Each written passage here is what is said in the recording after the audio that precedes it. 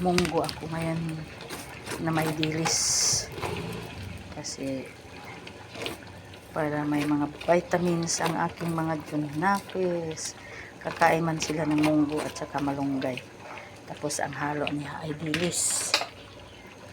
Ayan. Munggo na may dilis tayo ngayon.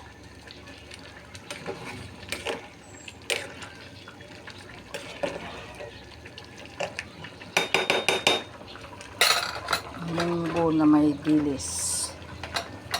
Ang ulam sa aking mga junakis ngayon.